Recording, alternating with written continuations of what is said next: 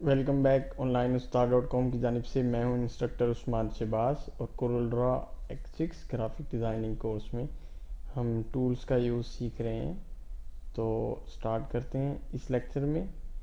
आज हमारा टॉपिक है ग्राफ और स्पिरल टूल। तो स्टार्ट करते हैं। ग्राफ टूल को हम सेलेक्ट करने के लिए आप अपने टूल बॉक्स में पॉलीगॉन टूल पे जाके क्लिक को दबा के रखें, तो आपको यहाँ पे ग्राफ टूल और स्पिरल टूल भी मिलेंगे। यहाँ पर आपको चौथे नंबर पर ग्राफ टूल पेपर नज़र आ रहा है जिसकी शॉर्टकट की डी है। अगर आप अपने कीबोर्ड से डी को प्रेस करें तो ये ऑटोमेटिकली सिलेक्ट हो जाएगा। दोस्तों ये टूल जो है ये भी टेबल की तरह रो और कॉलम पर वर्किंग के लिए यूज़ होता है। तो कोई भी चीज़ आप ड्रॉ करने से पहले आप ये डिसाइड करेंगे कि आपको कितने रो कितने कॉलम चाहिए। हमने यहाँ पर 15 रोज और 5 कॉलम लिखे हुए हैं, और जैसे ही हम इसको ड्रैग करते हैं तो 15 रोज हैं और 5 कॉलम है। जो मर्ज़ी आप इसको साइज देना चाहें वो आप इसको अप्लाई कर सकते हैं। तो ये जो है हमारा ग्राफ पेपर वाला टूल है।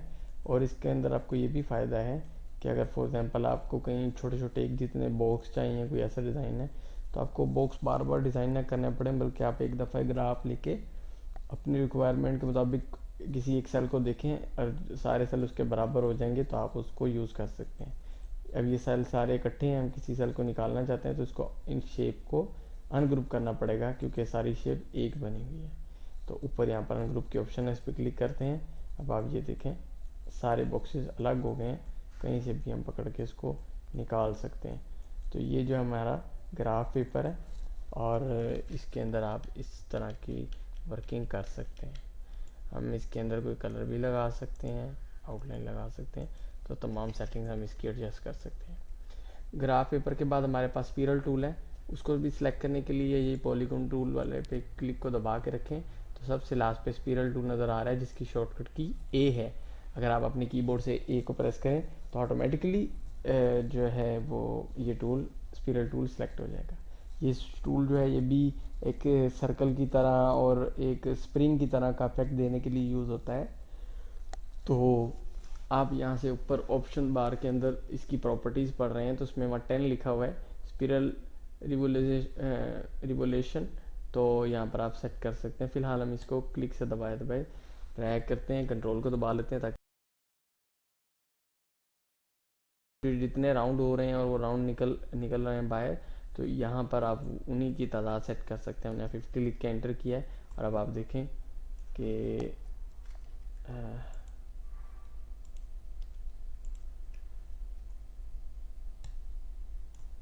50 लिख के किया है।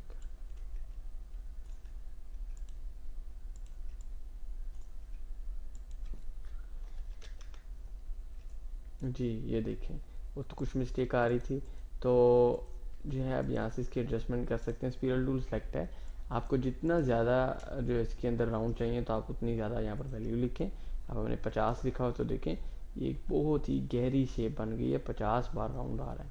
हम अगर इसके राउंड 20 कर दें और अब हम कोई बनाएं तो आप देखें इसके राउंड कम हो गए। इसी तरह हमने किसी के 5 कर दिए तो इसके राउंड भी कम हो गए। इस तरह से आप कोई भी शेप स्पिरल टूल को यूज़ करते हुए इस तरह से स्प्रिंग के स्टाइल में बना सकते हैं। हमने यहाँ पे 5 लिखा हुआ है। अब आप ये देखें कि इसके अंदर जो एक लाइन और दूसरी लाइन के दरमियान जो फासला है वो सब में बराबर है, यानी कि एक बराबर सीक्वेंस के साथ ये घूमा हुआ है।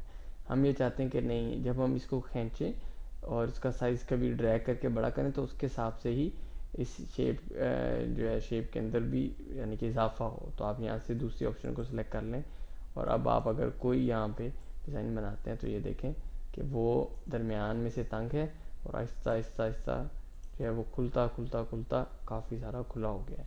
तो अगर आप इस तरह की सेटिंग नहीं चाहते तो आप ये वाले ऑप्शन को सिलेक्ट कर लें ताकि आपको कोई इसमें मुश्किल ना आए। तो ये जो है हमारा स्पिरल टूल था और इससे इस तरह स्प्रिंग की तरह का इफेक्ट बनता है। तो इंशाल्लाह नेक्स्ट लेक्चर में हम बेसिक शेप्स को देखेंगे। तो नेक्स्ट लेक्चर में मिलते हैं।